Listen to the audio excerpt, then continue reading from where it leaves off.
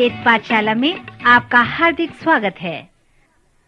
परमेश्वर का वचन जीवित, पवित्र एवं सामर्थी है।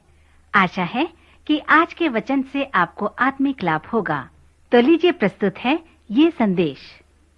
श्रोता मित्र, मत्ती रचित सुसमाचार के 7वें अध्याय में जिस पहाड़ी उपदेश का वर्णन है, उसमें प्रभु यीशु मसीह ने हमसे कहा है कि न्याय के दिन कई एक उसके पास आएंगे और अपने जीवनों का लेखा जोखा 3 शब्दों में वर्णन करेंगे। यीशु कहता है कि वे 3 शब्द इस प्रकार से होंगे: अनेक अद्भुत कार्य, और वह उनके जीवनों का सारांश होगा। उसके बाद प्रभु हमसे कहते हैं कि वह उनको उनके जीवनों के मूल्यांकन का प्रत्युत्तर 3 शब्दों में देंगे, और उनके प्रत्युत्तर के 3 शब्द इस प्रकार से होंगे: अधर्म के काम करने वाले। वह हमें कहता है कि वह उनसे कहेगा कि तुम मुझसे दूर हो जाओ, मैं तुम्हें नहीं जानता। श्रोता, प्रभु यीशु मसीह का यह शब्द भयंकर है। साथ ही साथ ये शब्द हमें चेतावनी देते हैं कि यह संभव है कि एक व्यक्ति यह सोचे कि मैं परमेश्वर के आश्चर्य कर्म कार्य में जुड़ा हूँ और वह अपराध या अधर्म के काम में जुड़ जाए।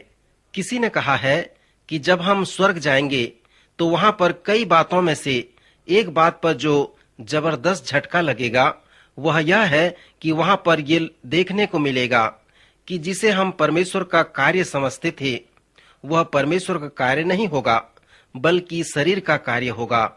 पवित्र शास्त्र में शरीर का अर्थ है, प्रायः ऐसा बताया गया है कि वो मानवीय स्वभाव परमेश्वर द्वारा प्रदत्त न हो। मित्र, मनुष्य उस हद तक कैसे धोखेबाज हो सकता है?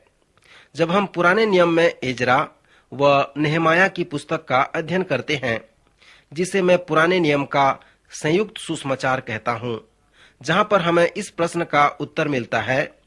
पिछले अध्ययन में मैंने इस दृष्टिकोण के तहत इन 2 पुस्तकों को रखा था। ये पुस्तकें एजरा व नेहमाया थे। इन दोनों पुस्तकों में बहुत सी बातें समानताएं पाई जाती हैं। एक समानता यह है कि इनके विषय समान हैं। दोनों पुस्तकों का विषय परमेश्वर का कार्य है। एजरा की पुस्तक हमें कुछ सिद्धांत बतलाती हैं, जिनका प्रयोग मनुष्य के कार्यों में जो परमेश्वर के लिए किया जा रहा है आवश्यक रूप से लागू करनी चाहिए। नेहमाया की पुस्तक बतलाती है कि परमेश्वर अपने कार्य को पूरा करने के लिए ऐसे योग्य अगुवों को प्राप्त करता है जिसके द्वारा वह अपने कार्य को पूरा कर सके।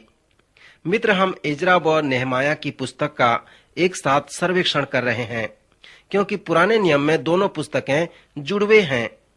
हम देखते हैं कि कई बातों में ये दोनों पुस्तकें एक समान हैं, परंतु अब हम इन दोनों पुस्तकों का अध्ययन अलग अलग करेंगे। पिछले समय में हमने 5 सिद्धांतों पर गौर किया था, जिनका प्रयोग एक परमेश्वर के जन को परमेश्वर के कार्य में लागू करनी चाहिए। जब परमेश्वर अपना कार्य लोगों के द्वारा करवाना चाहता है तो पहली बात यह होनी चाहिए कि उसके कार्य के पीछे परमेश्वर चलायमान है। हम यह देखते हैं कि जब परमेश्वर मुख्य तौर पर हमारे कार्यों के पीछे गतिमान रहता है तो हमें सही अगुवाई प्राप्त होती है, और इस प्रकार से अगुवाई पाने वाले लोग उसके कार्यों के लिए सही प्रतिनिधि होते हैं। तीसरे सिद्धांत के रूप में हमने सीखा कि अपने कार्य के पीछे मुख्य रूप से परमेश्वर गतिमान है। वह अपने कार्यों में स्पष्ट अगुवाई प्रदान करता है और साथ ही साथ उसके कार्यों को पूरा करने के लिए सब कुछ उपलब्ध करता है। उसके पश्चात हमने चौथे सिद्धांत व तरीके पर विचार किया था, जो हमेशा सही होगा, कि लोगों का कार्य वास्तव में परमेश्वर का कार्य होगा। परमेश्वर पिता उन वस्तुओं को हमारे मांगने और हमारे सोच से बढ़कर हमें बहुतायत से प्रदान करते हैं। यदि वह कार्य परमेश्वर का कार्य है तो अगुवों को परमेश्वर से यह आशा करनी चाहिए कि परमेश्वर उस कार्य के लिए उन्हें उनके मांगने से और सोच से कहीं बढ़कर उनको बहुतायत से प्रदान करेगा। यदि उनकी आवश्यकताओं की पूर्ति नहीं हो रही है तो अगुवों को परमेश्वर के सामने यह प्रश्न पूछना चाहिए कि जो कार्य वो कर रहे हैं वह परमेश्वर का है या मनुष्य का है। फिर परमेश्वर के कार्य के लिए जिस 5वें सिद्धांत पर पिछले कार्यक्रम में हमने थोड़ा गौर किया था, वह इस प्रकार से था कि जब आप परमेश्वर के कार्य को सुलझाने का प्रयास करते हैं, तब शैतानिक शक्तियां आपके विरोध में कार्य करती हैं, क्योंकि आप परमेश्वर के लिए कार्य करते हैं। सो जब हम एजरा की पुस्तक की रूपरेखा पर ध्यान करेंगे, जो सैद्धांतिक बातों से निहित है, तब हम शैतान की शक्ति के प्रभाव को देखने पाएंगे। संत पौलुस हमें समझाते हैं कि हम शैतान की चालों को समझें।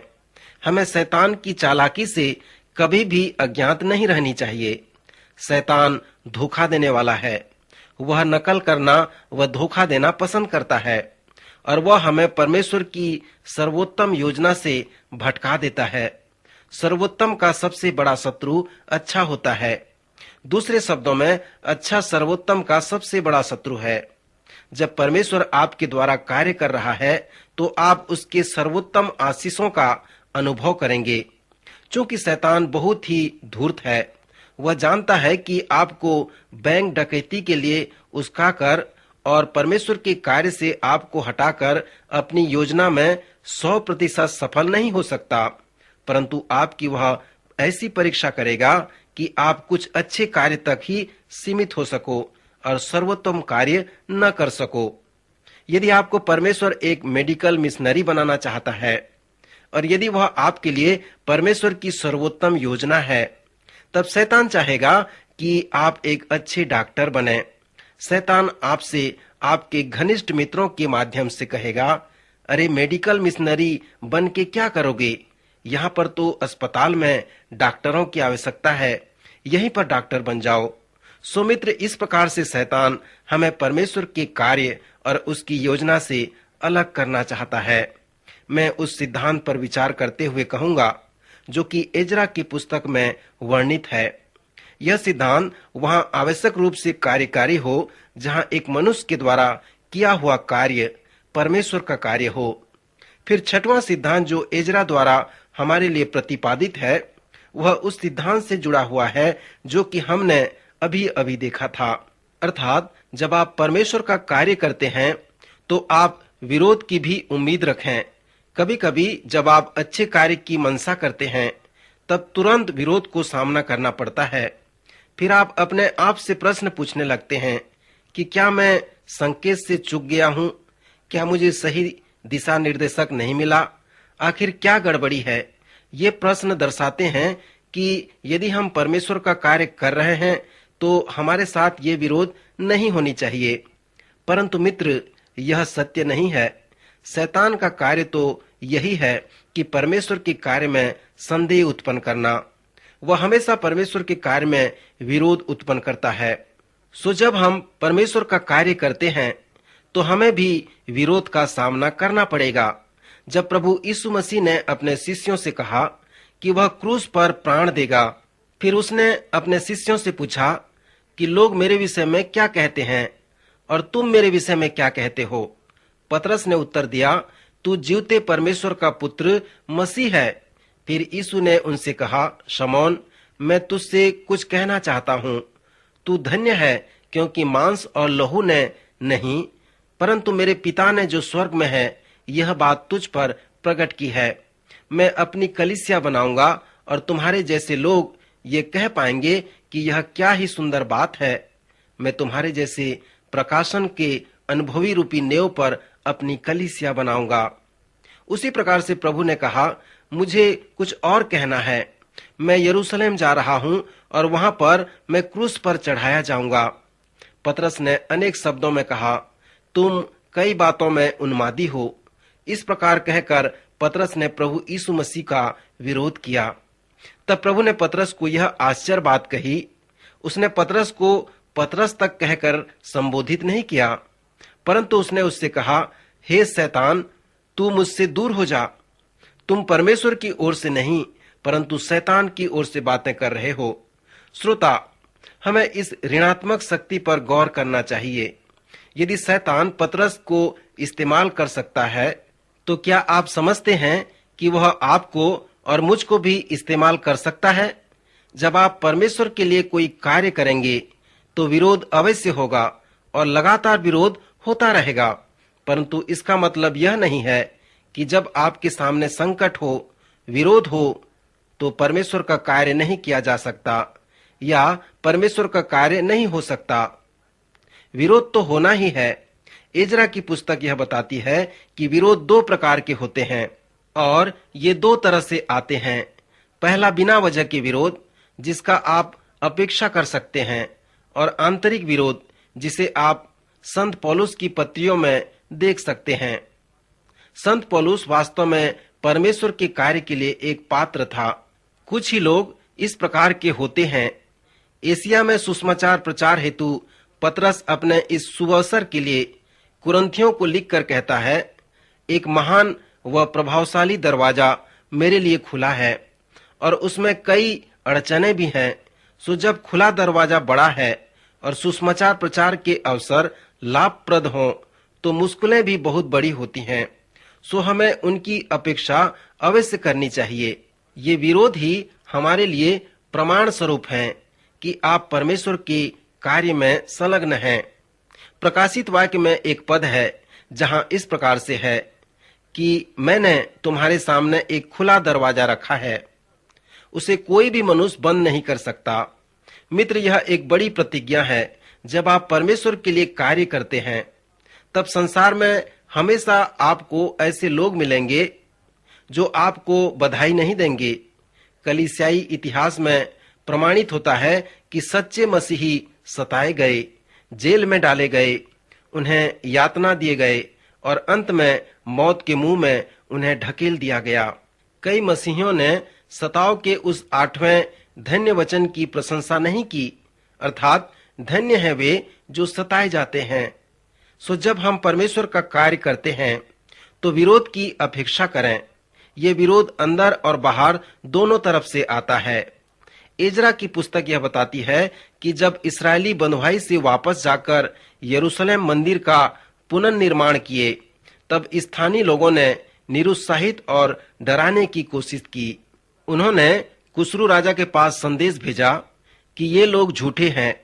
इजरा की पुस्तक बताती है कि जब यहूदी लोग मंदिर बनाने में बढ़ते गए, तब उनके शत्रुओं ने उनका पीछा किया। उन्होंने उनका मजाक उड़ाया और उनकी हंसी उड़ाकर कहा, ये मुट्ठी भर के गरीब यहूदी क्या कर सकते हैं? क्या वे समझते हैं कि वे शहरपना बना सकेंगे? सो उनके शत्रुओं ने उत्तेजित होकर उनका पीछा किया।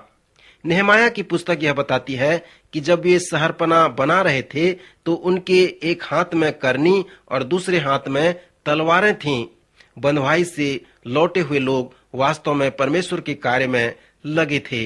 श्रोता मित्र, यदि आप नहीं समझे हैं तो मैं दोबारा कहना चाहूंगा कि यह परमेश्वर की योजना है कि वह अपनी सामर्थ के द्वारा अपने लोगों को प्रयोग करता है कि अपनी योजना के अनुसार अपने उद्देश्य को पूरा कर सके।